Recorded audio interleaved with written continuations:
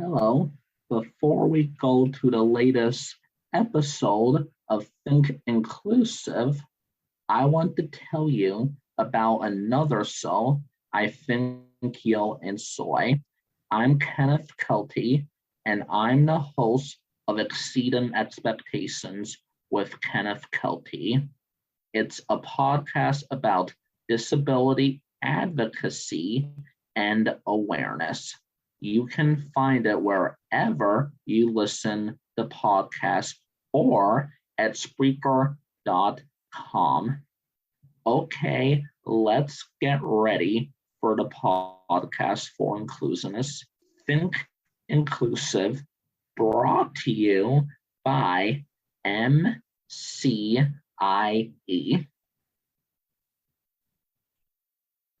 From MCIE. Friendships are important for everyone. And so I want you to think about a good friend that you have.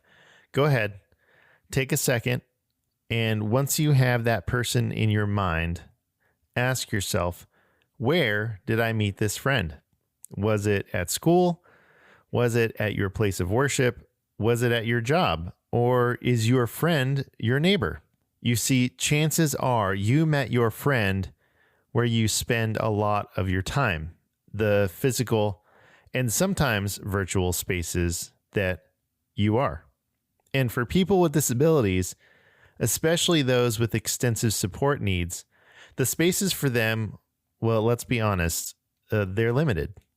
But our guest today, Lisa Drennan, the founder of Merge Consulting, she has a great idea that goes beyond making schools inclusive. She asked, what if we can make our community inclusive, specifically recreational organizations like YMCAs, community rec programs, and libraries. You know, those organizations that are supposed to serve all people. My name is Tim Villegas, and you are listening to the Think Inclusive podcast presented by MCIE.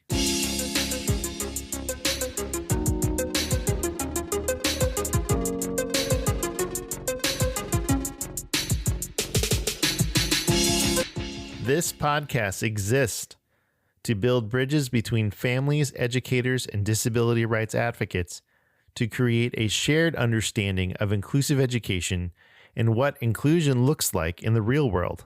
To find out more about who we are and what we do, check us out at thinkinclusive.us or on the socials, Facebook, Instagram, or Twitter. Today on the podcast, I interview Lisa Drennan, inclusion expert and founder of Merge Consulting. We discuss how families of children with disabilities can advocate to join community recreation groups like the YMCA or even a local summer camp, and the strategies for advocating for change in recreation spaces are not that different from what we use for schools. But before we jump into our interview with Lisa, I wanted to share a story from a publication that Lisa talks about near the end of our interview. It is called Building Friendships Between People With and People Without Disabilities, a toolkit for community, recreation, cultural, and faith organizations. I picked this particular story because it shows the power of friendships when students with extensive support needs are included in general education classrooms, but there are other examples throughout the toolkit.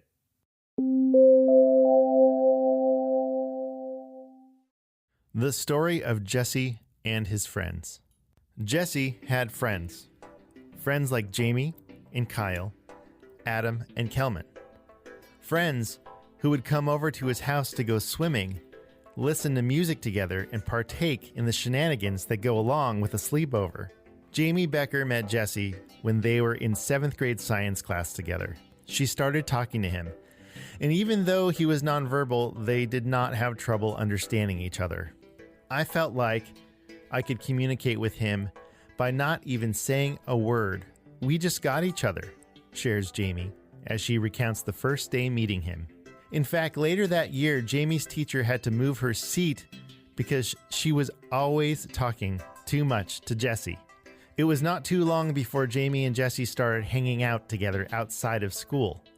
I would bring Jesse a newly burnt CD of all the music I liked, and we would get a kick out of listening to them together, Jamie shared. A favorite memory with Jesse was when we, Jesse and their friend Kyle, got dressed up for Halloween and handed out candy to the neighborhood kids. Afterward, we watched scary movies together. It was so much fun. Jamie's recollection of how she shared with her parents about meeting a new friend was similar to that of Adam, a friend from elementary school who is described by Jesse's mother, Marianne, in her memoir, Knowing Jesse.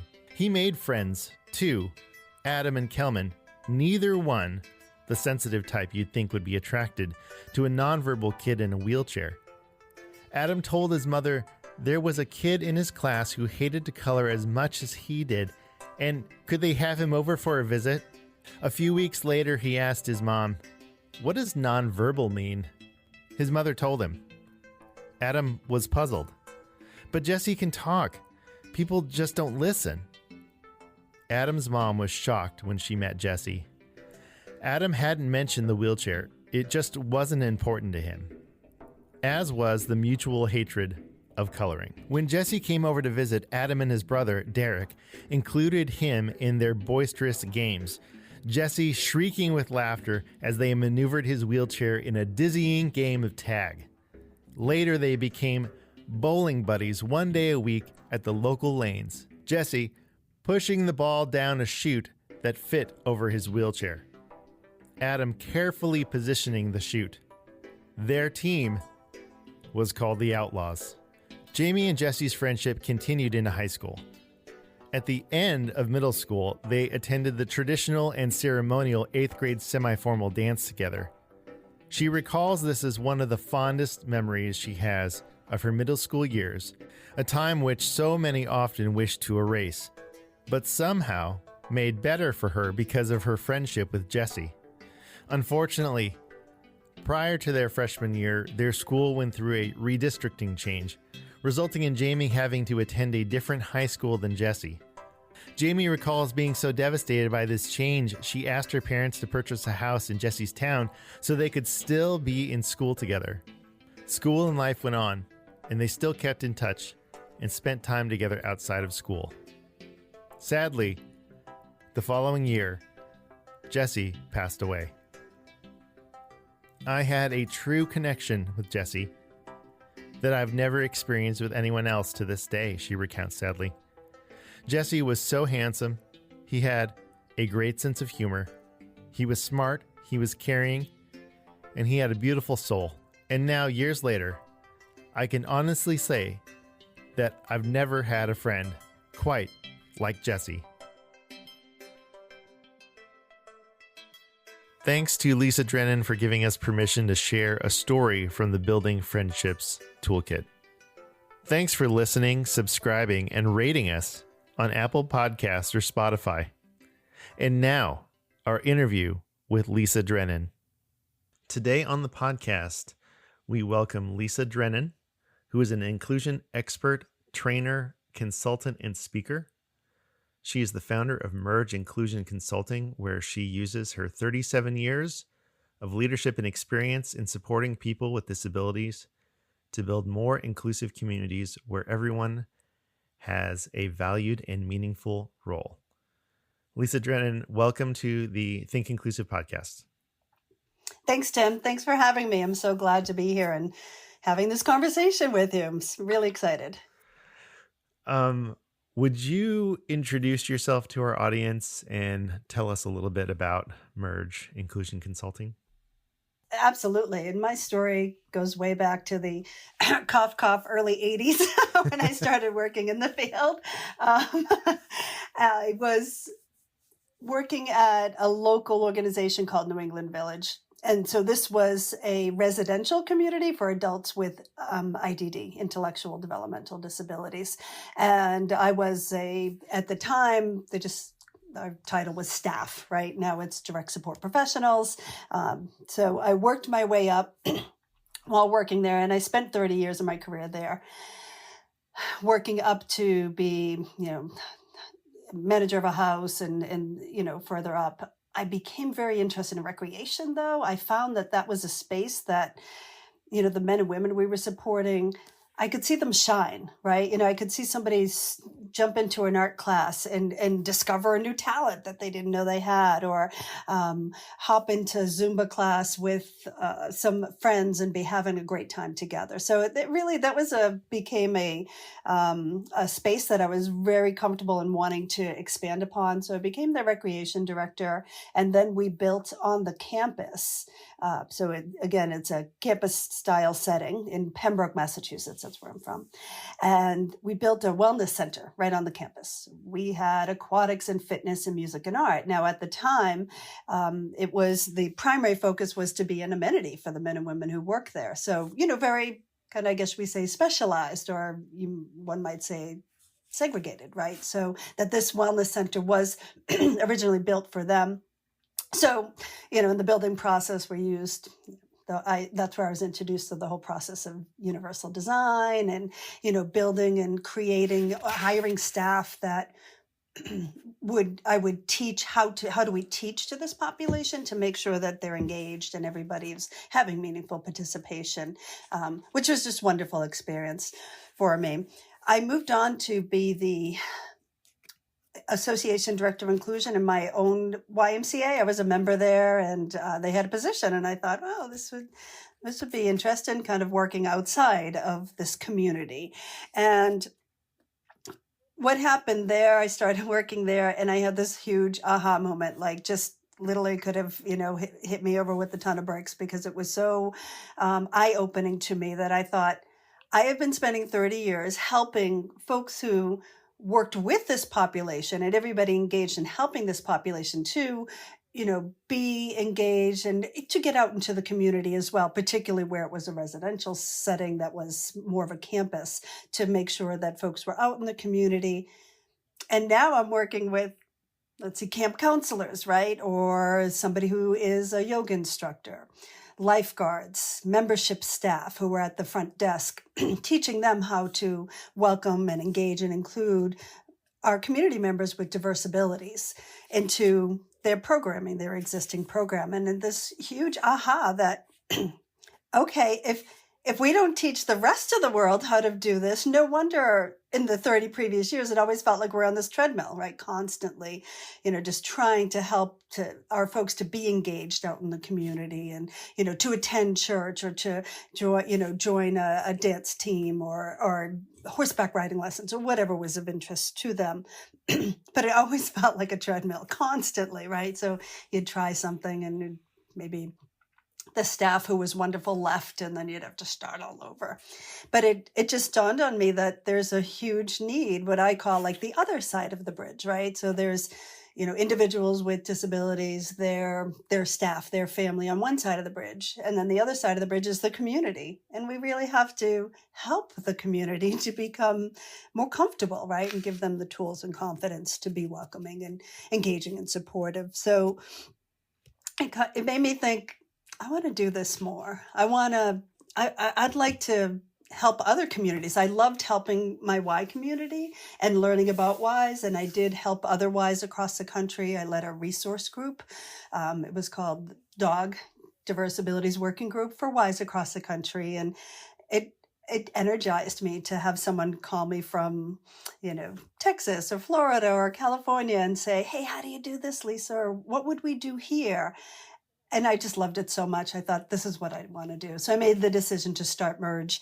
And my original intent was to focus on recreation, sport, and camp organizations and helping them to become more inclusive. But really any community organization, right? So anyone who offers something for the community. So churches, libraries, any kind of clubs or first responders even, right? So just working with the community and helping everyone to be more comfortable. And that was in 2018.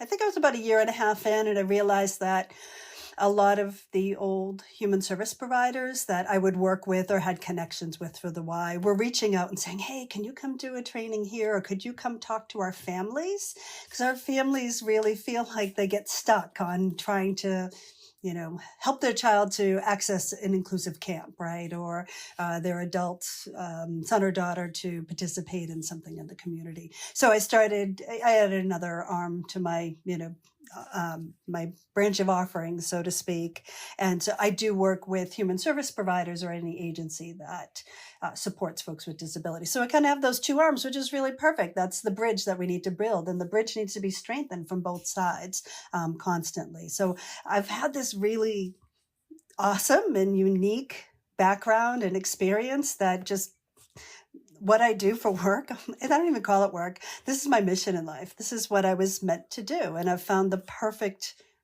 setting to do this and to help others in the community. So I know we have talked about this before in our previous conversations, but let's say there's a family who wants their son or daughter with Down syndrome to be at their local YMCA for whatever program they're offering, right? And that YMCA says, we just don't know how to do this. Like, we don't know how to include, like, we want to, or maybe they say that, but they don't really want to. Yeah. But like, what does that family do? Because, well, I mean, we get to more about specifically what the Y does or doesn't do, but, like, I imagine some of our listeners are in that position, as they're looking to the summer, in camps and stuff like that. Mm-hmm. Right. Absolutely. So, and I have a lot of inquiries from families too. So this is where I would start with them, is by saying, I would suggest you start at the top. And if it's a YMCA, for instance, go to your local branch and ask to speak to the associate director, right? The person in charge there. And just start with a very welcoming and collaborative kind of conversation, as opposed to maybe you don't have this and ADA requires this, and maybe not starting on that kind of approach. Just really welcoming. And if there are generally the no or the we don't do that or we're not equipped comes from the ground level, right? So it's from that aquatic instructor or the person who teaches this particular offering, or camp director. Oh no, we can't take, or we can't, right? So usually that language comes from that level. So I just say go to the top and just ask about what their barriers are. And then in most cases, it's going to be, maybe a lack of education, a training, or confidence that they can include kiddos with disabilities. And if we start there and, perhaps suggest an inclusion training, right? That would be a good place to start. So if we start there, find out what their barriers are, perhaps they can start breaking down those barriers. And then I think it's important for them to, look at, perhaps ask their local providers, right? Maybe it's an ARC or another human service provider. What other programs in the area are more inclusive, right? So, and I say this twofold. I think it's important to know who else is doing inclusion well, because there are. Not just to jump ship and keep going, now you got to travel 20 extra miles to have your child participate in a swim class, but to just understand that, because sometimes saying, well, I know that the Y down here is doing something, maybe you could talk with them, right? So, and it has to be a lot of that collaborative, which I find almost all Ys are so open to helping other ones, because they don't want to, that whole assimilation process, they don't want their Y to get, overrun, or just not overrun, but overpopulated with too many kiddos, because then it's not the more natural balance of kids with and without disabilities. So we want to try to avoid that assimilation process, and by giving every Y or rec program or whatever organization is out there, JCCs and Boys and Girls Clubs, give them all the tools. Can you tell us what that acronym means?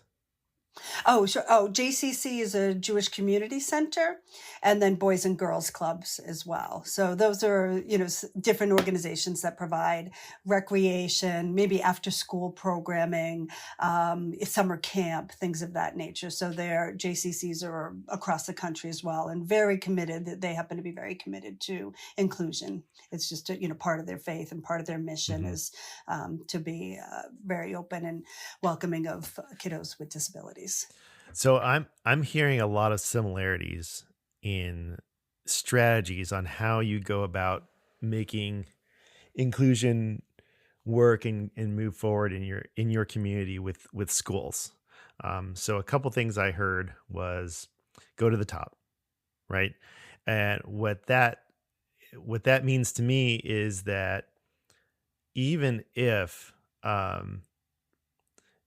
you were to make a little bit of change on the ground level, in order for change to be long lasting, it needs to come from a director or an associate director or someone that has the power to make change in that organization.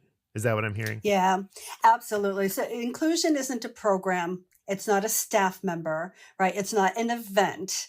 Inclusion is the organizational commitment, right? So that has to start from the top down. Sometimes I come in at the mid-level or the bottom level. Someone's just really excited. They came to one of my trainings and they, well, I'd like to build more inclusion in our camp. And without that top level support, it's not going to be sustainable. So you really do, you have to have, whoever's at the top, it has to become part of their mission, right? Because eventually what we want to do is start transitioning for it to be culture, not a program, not a staff member. Often, unfortunately, we hear this, oh, we're inclusive. We have that special needs program. Okay. Or, oh, we're inclusion. We have that staff. She's really good. I know she's a para during the school year, so she's really good with those kids.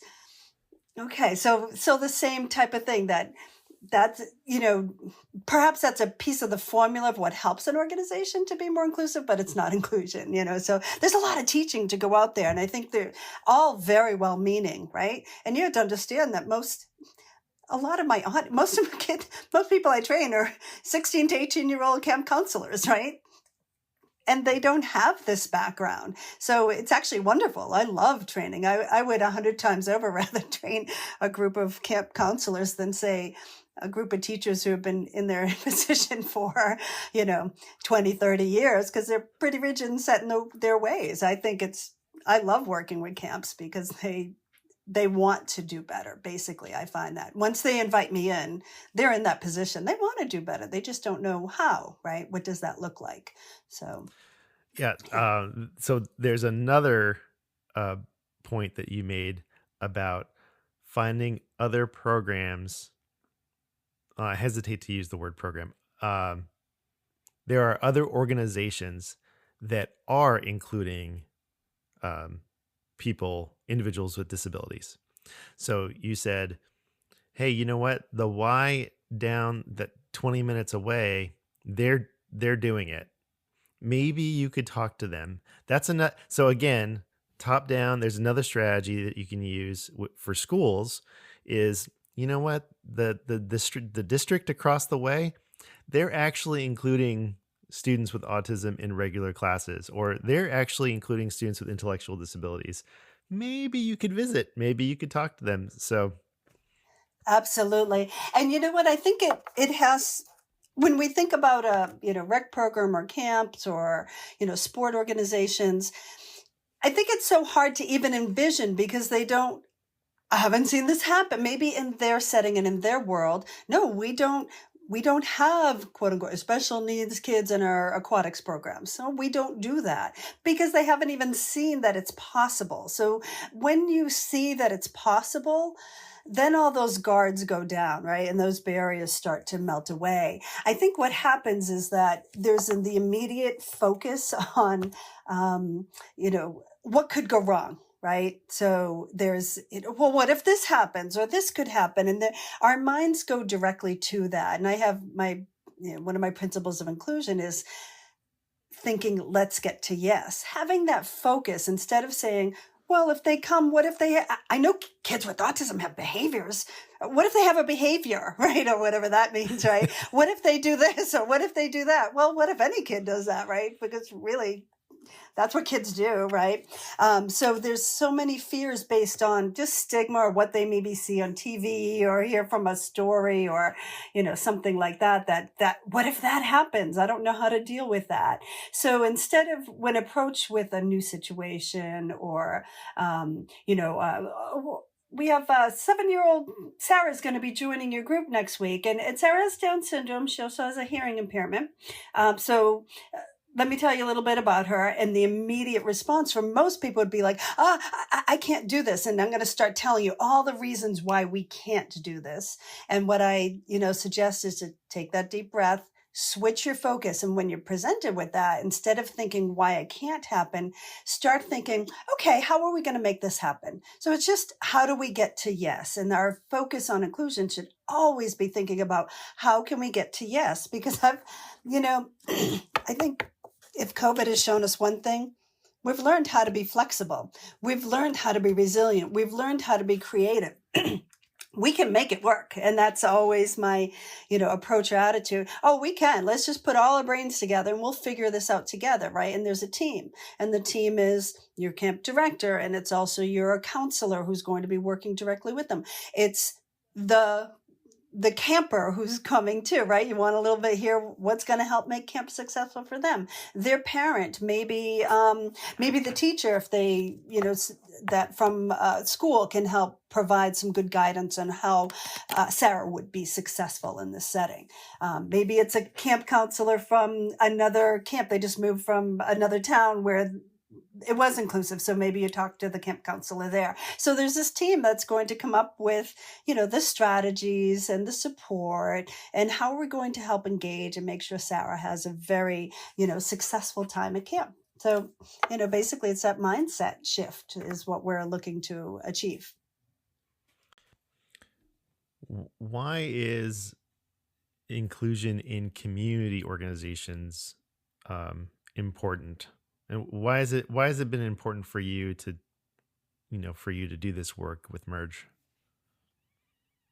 Yeah, you know what? I think, if you think about community organizations or recreation programs of any type, churches, where you go to practice your faith, I think what really draws me, it's where people like to be. And is where they choose to be. So I think that's an important space. It's also where somebody can shine, right? When we think about, schools or work settings, right? And it's not just talking about kids. When we think about schools and work settings, often there are these measurements or standards that somebody has to reach. And that certainly creates the separation or labels. You're here if you're hired this level, that level, what have you, because of those measurements. But I think in recreation's where you go to have fun, and everybody's capable of having fun, and everybody's capable of being on that team or taking an art class or joining a camp and just having a blast there. So I think that's really important to kind of point out, is that recreation is a space where everyone should belong, and it's where somebody's going to shine, right? You get to choose. What do you want to do this summer, right? If you had some free time yourself, Tim, right? If you had free time and money wasn't an object, or you wanted to try something new, you had a weekend to go try a new class, you're going to pick something you like to do. And then the good thing about it is you're going to be with other people who also like to be in that group or class or have that similar interest. So now you're opening up a social relationship opportunity that, may not happen as much in other settings, right? Because, we both like this. It's something for you to talk about and expand upon.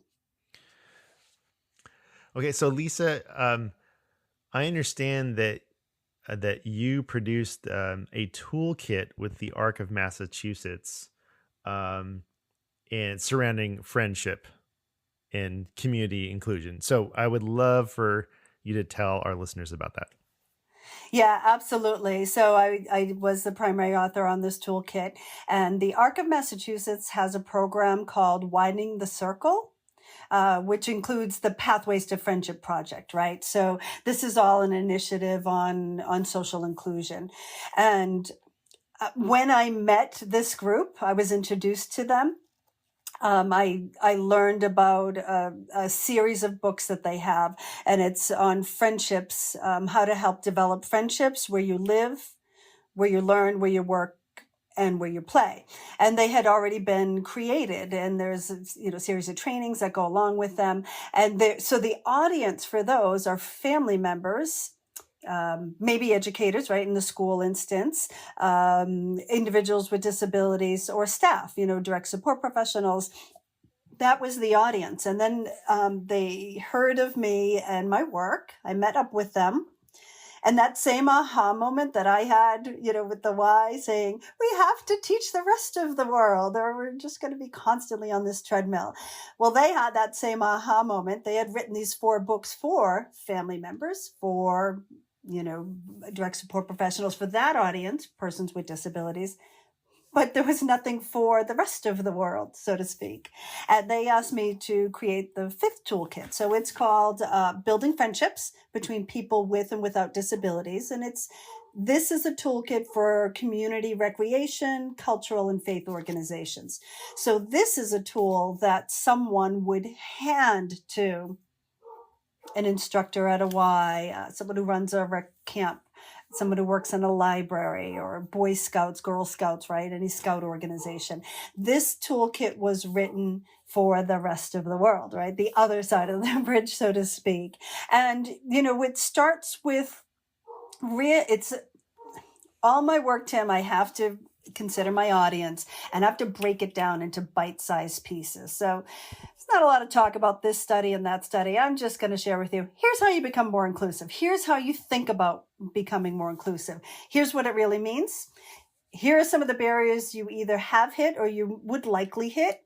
And here's some suggestions on how we can overcome those barriers. So that's the first section of the book. And then the next section is introducing this new idea that you could have a tremendous role. So I received this, and I run drama productions at my local, arts council. And I received this copy, and not only do I learn how to be more inclusive in my practices, but I also learn that I may have a role in helping to connect one person with another, one who has a disability, one who does not, but they both have that common interest of, theater, being theatrical. They have that common interest of Pokemon or NASCAR or swimming, whatever the common interest is, that person, the instructor, the coach, right, the person who's in charge of the group and directing the group would maybe recognize one person with and one person without a disability and help to prompt to start, not force, right? It's just to plant those seeds to a potential friendship.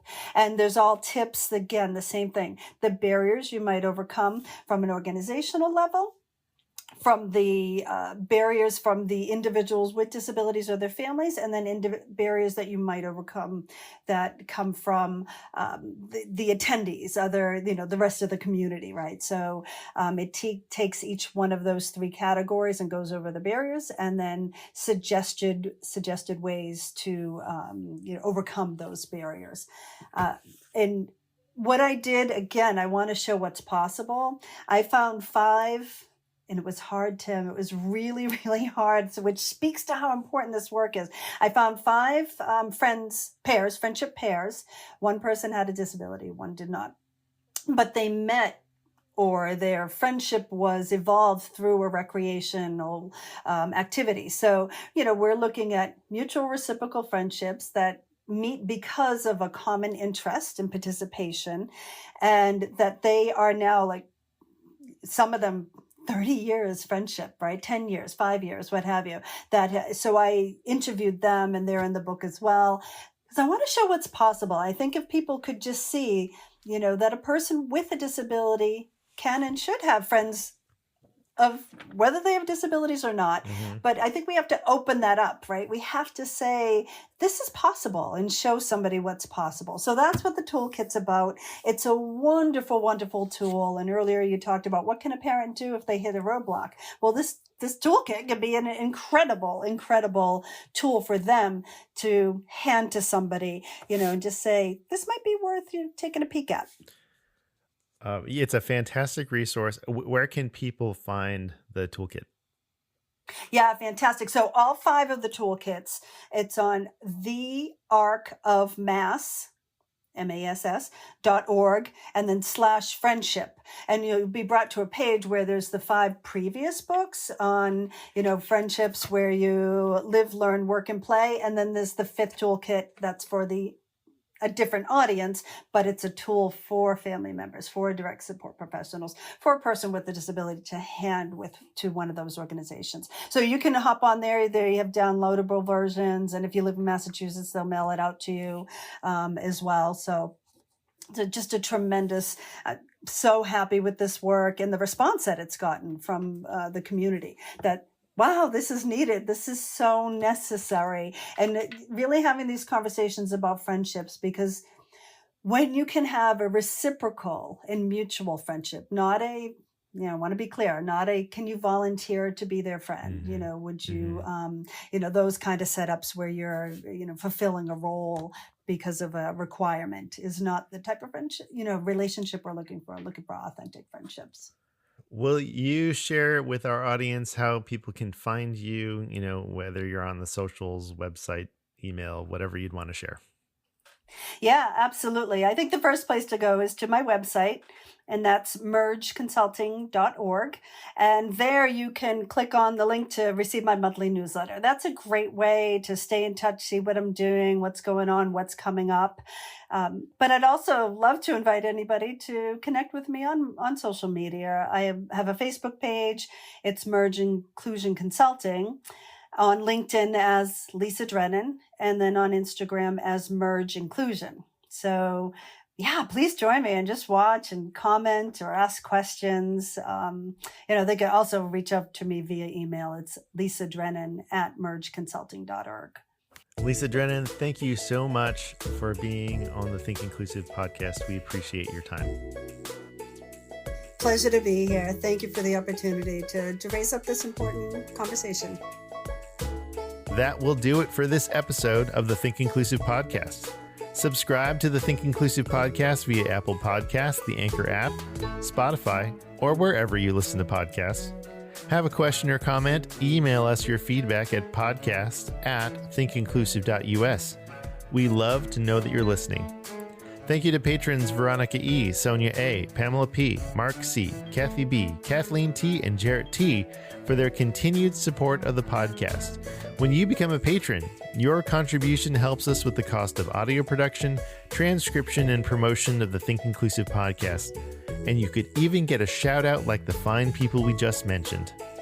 Go to patreon.com/thinkinclusivepodcast to become a patron today and get access to all our unedited interviews, including the conversation you heard today. Thank you for helping us equip more people to promote and sustain inclusive education. This podcast is a production of MCIE, where we envision a society where neighborhood schools welcome all learners and create the foundation for inclusive communities. Learn more at mcie.org. We will be back with another Think Inclusive episode in a couple of weeks, and look out for more editions of the Weekly-ish and bonus episodes in the meantime. Thanks for your time and attention and for listening. Until next time, remember, inclusion always works.